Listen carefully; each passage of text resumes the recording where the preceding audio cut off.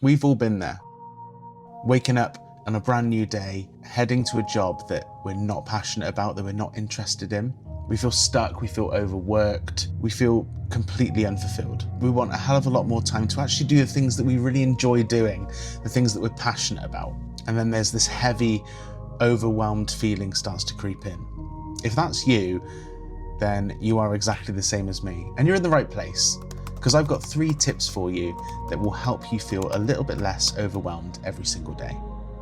Welcome back. If you're new here, my name's Joey. I'm a professional musician and I'm also a wellbeing champion.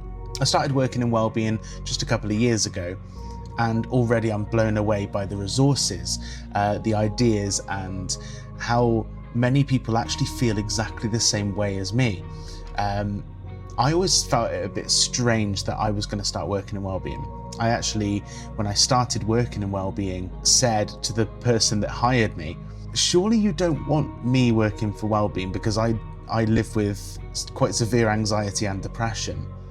And they said to me, you're the perfect person to start working in wellbeing. Who would you rather work with? Someone that's never experienced having a difficulty with wellbeing?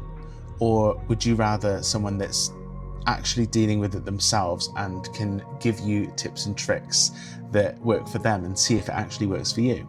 So let's head straight into it. Tip number 1, make your bed first thing. Now, if you've watched videos about mental health and well-being, you will know that this is a tip and a trick that is used all the time. But I'm just going to put a little bit of background as to why this actually works. So this isn't anything to do with actually just being tidy. This is about momentum. This is about starting your day productively. This is about putting yourself first, your needs first. This is giving you a chance to complete your first task before you've even left your house or before you've even left your bedroom. It's a quiet moment before the storm of the day happens, and it just gives you that moment of relaxation, that moment of quietness, just to do something for yourself, just to take care of yourself. It's a way of showing up for yourself. It's a way of saying, I'm here, I'm going to enjoy today. This is my day and I'm going to make it the best it can be. I do actually do this every single day.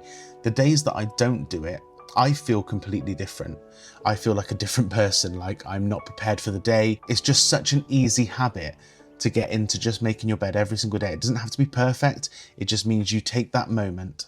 This actually comes from a quote from Admiral William H. McRaven. And he says, if you want to change the world, start off by making your bed. And just remember, it's not about the bed. It's about you starting your day with something positive. One of the things I find most helpful about making your bed every day is the reflection side of it, the moment of peace and quiet. Now, that brings us on to our next tip, which is journal your deepest thoughts. Now, I know what you're thinking. You're thinking, I haven't got time to do that in the morning. I am not talking about journaling and writing an entire book. I'm not talking about paragraphs and pages of writing. I'm talking about just maybe 1 to 2 minutes in the morning to write down something about the way you feel, something about the day that's ahead, something maybe you're worried about, something maybe you're excited about. When you write something down, that's incredibly powerful because you're putting it into the world. It means that you're offloading it off of your own mind and you're putting it somewhere that if you need to refer back to it, you can. I'm almost absolutely sure that if you were to start off saying, I'm just going to do 30 seconds, 1 minute of journaling, you'll end up doing it for a couple of minutes because it's a great moment to reflect and it's a great thing to explore your inner thoughts. The stuff that I like to try and write in my journal is things that maybe I'm worried about and things that make me happy. So I always write about Marge and say how happy Marge makes me because she does. And that's something I can be really grateful for. And this just means that you're taking, again, another moment for yourself to better understand yourself. Which brings us on to our final tip, which is set yourself one realistic goal. Now, I've worded that really specifically, one realistic goal. I'm not talking about losing weight and drinking more water every day and going to the gym and all of that stuff. They are great goals.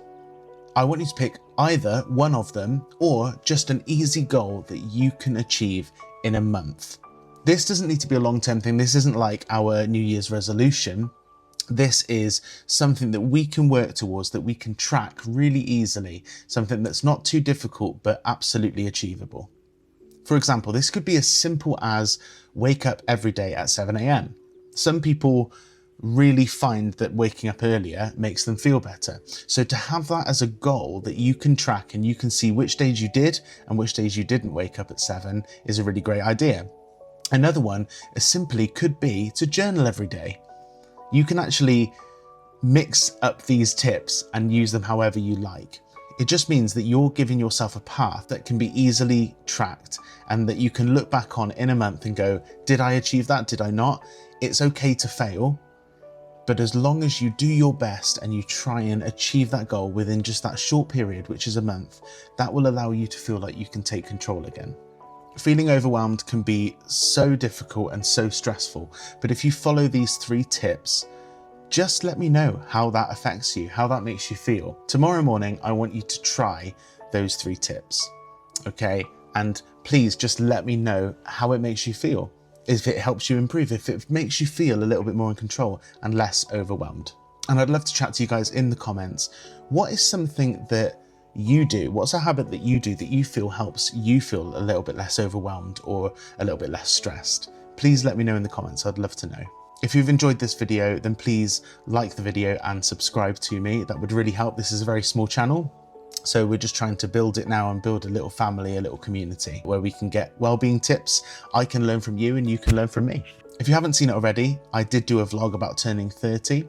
I also talked about resilience in one of my other Vlogmas videos. So please do check that out. And if you find any of this helpful, let me know in the comments.